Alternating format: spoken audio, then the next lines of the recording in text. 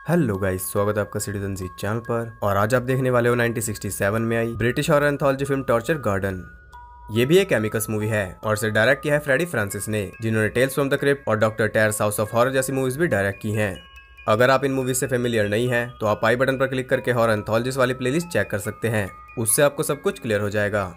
तो ऐसी और इंटरेस्टिंग वीडियोस देखते रहने के लिए चैनल को सब्सक्राइब करके बेल नोटिफिकेशन जरूर से ऑन कर लो, ताकि मुझे वीडियो बनाने की मोटिवेशन मिलती रहे और आपको वीडियोस की नोटिफिकेशन। आप जानते ही हो कि एमिकस के एंथोलॉजीज में हॉरर के साथ साथ मोरल भी होता है, और ये मूवी भी कुछ अलग नहीं है।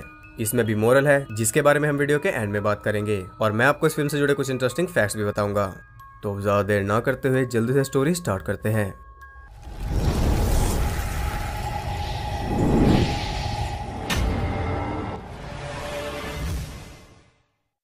मूवी स्टार्ट होती है कार्निवल में। हम देखते हैं उस कार्निवल के शोमैन डॉक्टर डिएब्लो को, जो कि ऑडियंस को टॉर्चर गार्डन नाम का शो दिखा रहा था। उस शो में वो कुछ ऐसे टॉर्चर्स दिखा रहा था जो कि इंसान ही इंसान के ऊपर करता है। वो ऑडियंस को बहुत कुछ दिखाता है, लेकिन वो इतना इफेक्टिव नहीं था। इसलिए शो एंड होने के बाद वो ऑडियंस को कहता है कि वो उन्हें कुछ बहुत ही स्केरी दिखा सकता है, लेकिन उसके लिए उन्हें एक्स्ट्रा पे करना पड़ेगा। उसकी बात सुनकर ज्यादातर लोग तो वहां से चले ही जाते हैं। बचते हैं सिर्फ 5 लोग, गॉर्डन, कोलिन, कार्ला, डोरथी और रोनाल्ड। वो उसकी बातें सुनकर क्यूरियस हो गए थे। वो देखना चाहते थे कि ऐसा उसके पास क्या है। वो सब उसे पे करते हैं और वो उन्हें लेकर जाता है अपने सीक्रेट एग्जिबिट में, जहाँ पर एक लेडी का स्टैचू था जो कि ऑलमोस्ट रियली लग रहा था। ये स्टैचू है एट्रोपोस का। ग्रीक माइथोलॉजी में एट्रोपोस को goddess of fate and destiny कहा जाता है।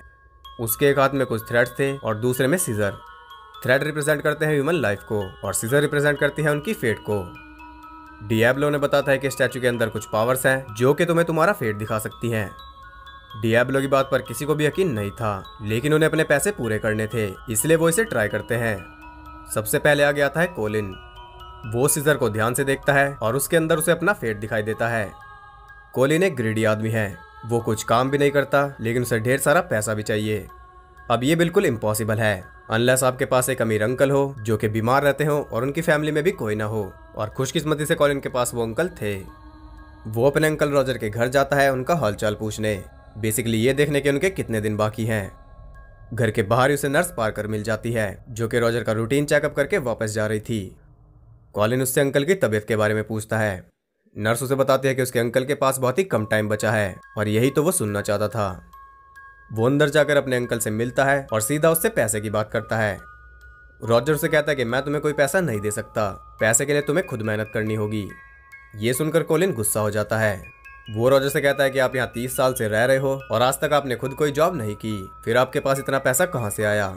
कॉलिन को पूरा यकीन था कि रॉजर के पास कोई खजाना है, क्योंकि उसने आसपास पूछताछ की थी और उसे पता चला था कि रॉजर जो भी चीज खरीदता है उसकी पेमेंट वो गोल्ड कॉइन्स के थ्रू करता है। इतना ही नहीं, कॉलिन को यह भी पता चला है कि जिस घर में रॉजर रहता है वो एक विच का था। अब उसके हिसाब से रॉजर को उसी विच का खजाना मिला है, जिसे वो भी पाना चाहता है, लेकिन रॉजर उसकी किसी भी बात पर हामी नहीं भरता। तब कॉलिन उससे जबरदस्ती करने लगता है, जिससे रॉजर की हालत और ज्यादा बिगड़ जाती है।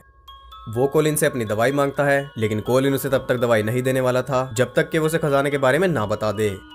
इससे होता यह है कि ना तो रॉजर को दवाई मिलती है और ना ही कॉलिन को खजाना। रॉजर मर जाता है। अब क्योंकि उसकी नेचुरल डेथ थी, इसलिए कॉलिन के ऊपर किसी का भी शक नहीं जाता। रॉजर के चले जाने से अब पूरा घर उसी का हो चुका था। वो घर का एक एक कोना छान देता है, लेकिन उसे एक सिक्का भी नहीं मिलता। आखिर में उसकी नजर पड़ती है एक सीक्रेट डोर पर, जो कि बेसमेंट में जा रहा था। वो बेसमेंट में जाता है और देखता है कि वहां कुछ दबा हुआ था। अब तो वो खजाने से सिर्फ 1 कदम की दूरी पर था। वो उस जगह पर खुदाई करता है और उसे मिलता है एक कॉफिन। उसे खोलते ही उसके अंदर से एक बिल्ली निकल कर भागती है। इसके अलावा उसमें एक बिना खोपड़ी का इंसानी स्केलेटन भी था। अब कॉलिन ये सब देखकर हैरान भी था और परेशान भी, क्योंकि वो तो खजाना एक्सपेक्ट कर रहा था। उसकी सारी मेहनत बेकार गई थी। वो उस कॉफिन को फिर से दबा देता है और फ्रस्ट्रेट होकर ऊपर जाता है। ऊपर उसे वही बिल्ली मिलती है जो कि उसी की तरफ देख रही थी। कॉलिन भी उसकी आंखों में देखता है और देखते ही देखते वो बिल्ली उसे वश में कर लेती है। वो उससे माइंड के थ्रू बात कर रही थी। वो बताती है कि उसका नाम बेल्थेजार है और वो कॉलिन के साथ रहने आई है। वो उसे सर्व करेगी बिल्कुल वैसे ही जैसे उसने उसके अंकल को सर्व किया था। ये बात अलग है कि उसके अंकल ने उसे जमीन के अंदर दबा दिया था। वो कहते कि मैं तुम्हें इनाम दूंगी, बदले में तुम्हें मेरे लिए कुछ करना पड़ेगा। अब बेल्थेजार की डिमांड कुछ ज्यादा नहीं थी, उसे बस भूख लग रही थी और कॉलिन को उसके लिए खाने का प्रबंध करना था। वो सोच रहा था कि एक बिल्ली को खाने में क्या देना चाहिए, तभी बेल्थेजार उसे अपने पीछे पीछे लेकर जाती है एक शेड तक, जहाँ एक आदमी सो रहा था। आप समझ ही गए होंगे कि इसकी फेवरेट डिश क्या है। वो कोलिन के दिमाग पर जोर डालती है और वो उस आदमी को मार देता है। तभी उसकी आंख खुल जाती है। इतना भयानक सपना उसे अपनी जिंदगी में कभी नहीं आया। ये बात अलग है कि वो कोई सपना नहीं था। वो उसी बेसमेंट में जाता है और वहां से मिलती है बेल्थेजार। वो उसे खाना देने के बदले इनाम देती है, जो कि थे ढेर सारे गोल्ड कॉइन्स। कोलिन की तो किस्मत ही चमक गई थी। अब अगर आप सोच रहे हो कि बेल्थेजार कौन है, तो बता दूं कि वो वही विच है जिसका एक घर था और समहाउ वो अभी तक एक बिल्ली के रूप में जिंदा है। मे भी क्योंकि उसे जिंदा रख रहे हैं रॉजर और कॉलिन जैसे लालची लोग। बेल्थेजार ने डिनर तो अच्छे से कर ही लिया था, लेकिन उसे ब्रेकफास्ट भी चाहिए था और वो ऐसे वैसे लोगों को नहीं खाती। वो खुद अपना फूड चुनती है और इस बार वो डिमांड करती है नर्स पार्कर की। कोलिन भी मजबूर था, इसलिए वो नर्स पार्कर को अपने घर बुलाता है और जैसे वो वहां पहुंचती है, कोलिन उसे मार देता है। अब उसके पास इनफ गोल्ड कॉइन्स हो चुके थे, इसलिए वो वापस अपने घर जाने लगता है और वो नर्स की बॉडी को भी एक संदूक में डालकर ले जा रहा था। लेकिन तभी वहां एक पुलिस ऑफिसर आ जाता है और वो संदूक से निकल रहे खून को देख लेता है। अब आप सोच रहे होंगे कि बेल्थेजार ने नर्स पार्कर को क्यों नहीं खाया, तो इसका जवाब आपको आगे मिलेगा। कोलिन को अरेस्ट कर लिया जाता है और जब उससे मर्डर्स का रीजन पूछा जाता है, तो वो बेल्थेजार का नाम लेता है। ऑफ कोर्स कोई भी उसकी बातों पर यकीन नहीं करता, लेकिन उसे इस बात की चिंता नहीं थी। उसे चिंता थी कि बेल्थेजार को भूख लग रही होगी और उसकी चिंता जायज भी थी, क्योंकि बेल्थेजार उसके पास पहुंच चुकी थी और कोलिन भी उसके फेवरेट इंसानों में से एक है। वो उसे भी खा लेती है और यहाँ आप क्लियरली देख सकते हो कि बेल्थेजार सिर्फ इंसानों का सर ही खाती है। इसलिए कोलिन डेड बॉडीज को संदूक में लेकर जा रहा था और इसी वजह से उस कॉफिन के अंदर बिना सर का स्केलेटन था। रॉजर ने उसे बड़ी समझदारी से कॉफिन में बंद किया था। कोलिन तो मर गया, अब बेल्थेजार का क्या होगा? बेल्थेजार अपना काम जारी रखेगी, क्योंकि कोलिन को मारने के बाद ही वो पुलिस इंचार्ज को अपने वश में कर लेती है और उसका काम ऐसे ही चलता रहेगा। ये था कोलिन का फेट, जिसे देखकर वो घबरा गया था, क्योंकि वो सच में अपने अंकल से मिलने जाने वाला है। अगली बारी आती है कार्ला की। कार्ला एक एक्ट्रेस बनना चाहती है और यही उसकी जिंदगी का मकसद है। फिलहाल वो स्ट्रगल कर रही है। वो एक अपार्टमेंट में अपनी रूममेट मिली के साथ रहती है। मिली भी एक स्ट्रगलिंग एक्ट्रेस है, लेकिन वो कार्ला की सीनियर है और आज उसे माइक चार्ल्स नाम के फिल्म प्रोड्यूसर के साथ डिनर पर जाना है। इसी वजह से वो हड़बड़ाई हुई है। अब एक अच्छी रूममेट की तरह कार्ला उसकी हेल्प करती है। इतना मिली शावर लेती है, कार्ला उसकी ड्रेस को आयरन कर देती है, लेकिन वो मिली से जेलस थी। जो अपॉर्चुनिटी आज मिली को मिलने वाली थी, वो उसे छीनना चाहती थी और इसके लिए उसने एक परफेक्ट प्लान भी सोच लिया था। वो जानबूझकर मिली की ड्रेस को जला देती है। मिली ने बड़ी मुश्किल से वो एक ड्रेस खरीदी थी और उसकी ये हालत देखकर वो बहुत निराश हो जाती है। इसी बीच माइक भी वहां पहुंच जाता है। अब एक अच्छी रूममेट की तरह कार्ला मिली को अंदर भेज देती है और खुद ही सिचुएशन को संभालती है। वो जाकर माइक को कहते हैं कि मिली बीमार है, उसे बहुत भयानक फ्लू हुआ है, और ये सुनकर तो माइक उसके पास जाने से रहा। अब माइक को तो डिनर पर जाना था, उसे फर्क नहीं पड़ता था कि उसके साथ कौन सी लड़की जा रही है, इसलिए वो कार्ला को ही इनवाइट कर देता है और यही तो उसका प्लान था। वो उसे अपने साथ ले जाता है और एक बड़े एक्टर ब्रूस बेंटन और प्रोड्यूसर एडी स्टॉर्म से मिलवाता है। कार्ला बचपन से ही ब्रूस की बहुत बड़ी फैन थी। ये थोड़ा अजीब लग सकता है, लेकिन यही सच है। वो दोनों आपस में बात कर रहे थे और उधर माइक और एडी के बीच झगड़ा हो जाता है। माइक गुस्से में वहां से चला जाता है, लेकिन इससे कार्ला को कोई फर्क नहीं पड़ता। उसने अपना कांटेक्ट बना लिया था और उस कांटेक्ट के थ्रू अब उसे फिल्म में लीड रोल मिलने वाला था। लेकिन माइक के लिए डिनर उतना अच्छा नहीं रहता। उस बहस की वजह से एडी उसे मरवा देता है। इसका मतलब कि माइक को कुछ ऐसे राज पता है जिन्हें और कोई नहीं जानता, और ना ही एडी चाहता है कि कोई जाने। अगले दिन माइक की डेथ की न्यूज़ अखबार में छपती है, जिसे पढ़कर मिली शॉक में थी, लेकिन कार्ला को इससे कोई फर्क नहीं पड़ रहा था। उसे सिर्फ अपना ब्राइट फ्यूचर दिख रहा था। वो फिल्म की शूटिंग स्टार्ट कर देती है और सब कुछ एकदम परफेक्ट जा रहा था। लेकिन एक दिन ब्रूस से मिलने सेट पर कुछ लोग आते हैं और वो उसे अपने साथ ले जाते हैं। इससे पहले कि एडी को कुछ पता चल पाता, वो ब्रूस को मारकर सड़क के किनारे फेंक देते हैं। ब्रूस के माथे में गोली लगी थी और ये सब कार्ला ने भी देख लिया था। एडी पुलिस को बुलाने के बजाय ब्रूस की बॉडी को एक सैनिटोरियम में ले जाता है, जिसका नाम था सनसेट क्रैश सैनिटोरियम। वहां पर ब्रूस का ऑपरेशन किया जाता है और डॉक्टर कहता है कि वो ठीक हो जाएगा, जबकि ये इम्पॉसिबल था। कार्ला भी इस बात पर यकीन नहीं करती, लेकिन अगले ही दिन ब्रूस सही सलामत सेट पर पहुंच जाता है और उसके चेहरे पर एक स्कार तक नहीं था। ये बात कार्ला को बिल्कुल भी हजम नहीं हो रही थी और उसे जवाब चाहिए थे, इसलिए थक हार कर एडी उसे सच बता देता है। वो बताता है कि जो आदमी कल मरा था वो ब्रूस का बॉडी डबल था और जो आज सेट पर है वो असली ब्रूस है। वो कहता है कि फिल्म इंडस्ट्री में ये बिल्कुल आम है, एक्टर्स को उनका लोड कम करने के लिए बॉडी डबल्स की जरूरत पड़ती है। अब आप तो एडी की बातों से सेटिस्फाई हो गए होंगे, लेकिन कार्ला के साथ ऐसा नहीं था। उसने थोड़ी रिसर्च की थी और उसे पता चला था कि 1944 में एक न्यूज़पेपर में एडी के बोट एक्सीडेंट की न्यूज़ छपी थी, जिसमें एडी ने ऑलमोस्ट दम तोड़ दिया था। लेकिन फिर उसे एक प्राइवेट हॉस्पिटल में ले जाया गया, जिसका नाम था सनसेट क्रैश सैनिटोरियम, और वहां से एडी बिल्कुल ठीक होकर निकला और आज तक भी वो सही सलामत है। यानी कि ये बॉडी डबल्स का खेल नहीं है, इसके पीछे कुछ बहुत ज्यादा डार्क है, जिसकी वजह से माइक को भी अपनी जान गंवानी पड़ी। कार्ला एडी के बारे में कुछ ज्यादा ही जान चुकी थी और एडी कैसा आदमी है ये हम जानते ही हैं। वो 1 मिनट में कार्ला को मरवा सकता है। जब एडी से कुछ पता नहीं चलता तो कार्ला ब्रूस के पास जाती है और उससे सच पूछती है, लेकिन ब्रूस भी कुछ बताने के लिए तैयार नहीं था। तब कार्ला उसे प्यार का झांसा देने लगती है और इसी बीच कुछ ऐसा होता है जिससे कार्ला के होश उड़ जाते हैं। उसके नाखूनों में ब्रूस की स्किन अटक जाती है। वो देखती है कि उसकी स्किन के नीचे हड्डियों की जगह मेटल था। अब फाइनली यहाँ सारी मिस्ट्री सॉल्व हो जाती है। सनसेट क्रेस्ट सैनिटोरियम में मुर्दों को जिंदा किया जाता है, उन्हें एंड्रॉइड्स बनाकर, यानी कि उनके अंदर दिमाग तो इंसान का ही होता है लेकिन बॉडी रोबोट की होती है। यही वजह है कि कार्ला बचपन से ब्रूस की फैन है, लेकिन वो आज भी बिल्कुल वैसा ही दिखता है। वो बताता है कि फिल्म इंडस्ट्री में जितने भी टॉप 10 एक्टर्स या एक्ट्रेसेस हैं वो सब एंड्रॉइड्स हैं। अब क्योंकि कार्ला इंडस्ट्री का ये डार्क सीक्रेट जान चुकी थी, इसलिए वो उसे ऐसे ही तो जाने नहीं दे सकते थे। वो उसे भी एंड्रॉइड बना देते हैं। इसके बाद उसका करियर पीक पर पहुंच जाता है और वो भी सालों साल बिना एज हुए काम करती रहती है और लोग उसे लिविंग डॉल कहते हैं, जो कि वो थी भी। ये था कार्ला का फेट। ये देखकर वो सोच में पड़ गई थी कि एक्ट्रेस बनना चाहिए या नहीं। अगली बार थी डोरथी की। डोरथी एक इंटरव्यूअर है। एक दिन वो फेमस पियानिस्ट लियो विंस्टन का इंटरव्यू लेने उसके घर जाती है। वो इंटरव्यू हद से ज्यादा अच्छा जाता है। लियो डोरथी से इतना ज्यादा फ्रैंक हो जाता है कि वो उसे अपना फेमस पियानो दिखाता है, जिसका नाम था यूटरपे। ग्रीक माइथोलॉजी में यूटरपे गॉडेस ऑफ म्यूजिक का नाम है।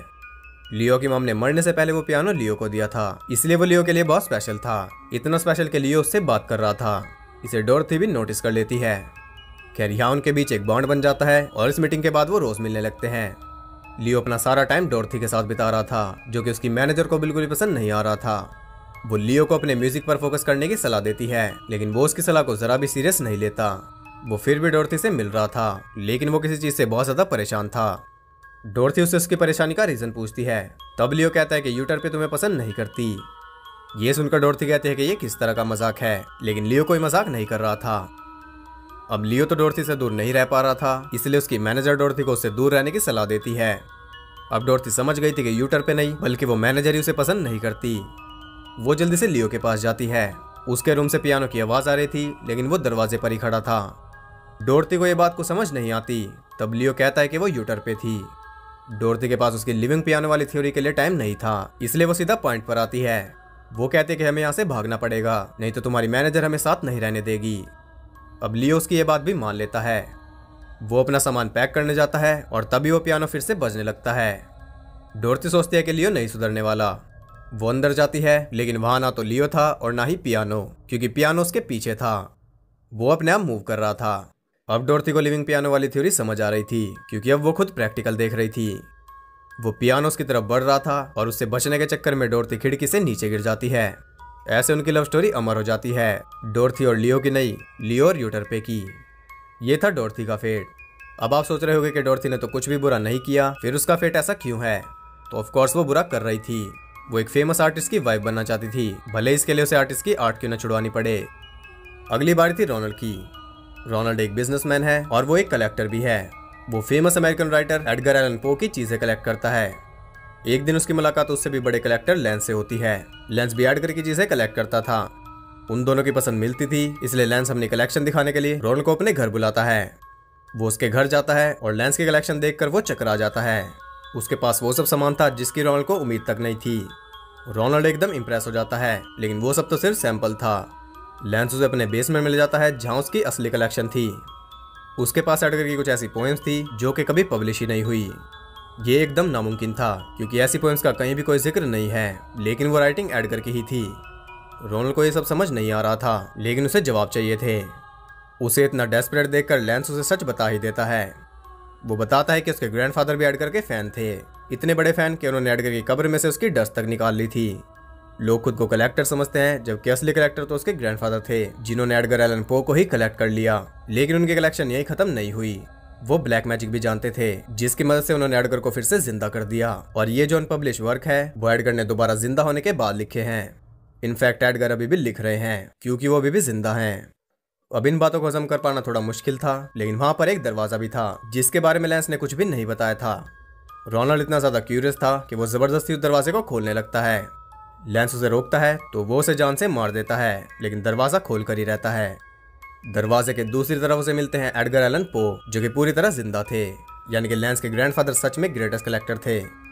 एडगर रोनाल्ड को बताते हैं कि वो जिंदा तो हैं, लेकिन ये किसी हाल से कम नहीं है। वो मुक्ति चाहते थे और उन्हें मुक्ति मिल सकती थी आग से।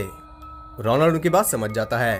वो वहां पर आग लगा देता है जिससे एडगर फ्री हो जाते हैं, लेकिन उन्हें फ्री करने का एक प्राइस था जो कि फ्री करने वाले को ही पे करना था। यानी कि एडगर की सोल तो फ्री हो गई है, लेकिन उनकी जगह रोनाल्ड की सोल ट्रैप हो गई है और वो इटर्निटी के लिए ट्रैप ही रहेगी। ये था रोनाल्ड का फेट, जिसके ऊपर उसे हंसी आ रही थी। अगली बार थी गॉर्डन की, लेकिन बाकी सबकी हालत देखकर वो बौखला जाता है।